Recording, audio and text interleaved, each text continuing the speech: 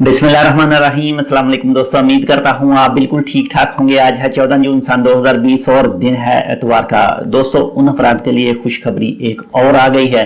जो दोस्त भी इस वक्त ओमान में मौजूद हैं वो गए थे विजिट वीजे पर या गए थे एक्सप्रेस वीजे पर, लेकिन एयरपोर्ट बंद होने की वजह से स्टक होकर रह गए।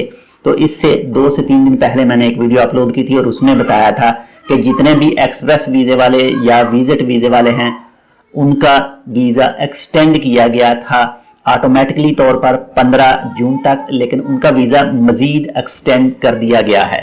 तो अगर आपने अभी तक हमारा ये channel tech with Urdu subscribe नहीं किया तो आप इसको मजीद अच्छी से अच्छी वीडियोस के लिए सब्सक्राइब कर सकते हैं। तो अब जो एक्सटेंड हुआ है विजिट और एक्सप्रेस वीजा वो हुआ है 30 जून तक, यानी 30 जून तक आपको कोई भी मुखालफा वगैरह कोई भी ड्रामा नहीं देना पड़ेगा। आप बिना खौफ ओमान में रह सकते हैं।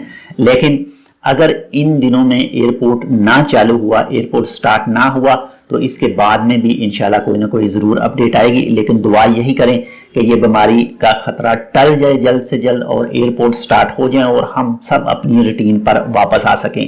तो एक बार फिर आपको बताता चलूं कि जितने भी एक्सप्रेस वीजे और विजिट वीजे हैं उनको एक्सटेंड कर दिया गया है 30 जून तक। जो इस वक्त ओमान के अंदर मौजूद हैं वो गए थे विजिट और एक्सप्रेस वीजे पर, लेकिन एयरपोर्ट बंद होने की वजह से वो स्टक होकर रह गए।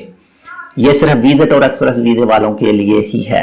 तो ये थी एक छोटी सी मालूमाती वीडियो। उम्मीद करता हूँ आपको पसंद आएगी। पसंद आए तो लाइक और शेयर जरूर कीजिएगा। मिलते हैं इंशाल्लाह किसी दूसरी अपडेट के साथ। तब तक के लिए अल्लाह हाफिज।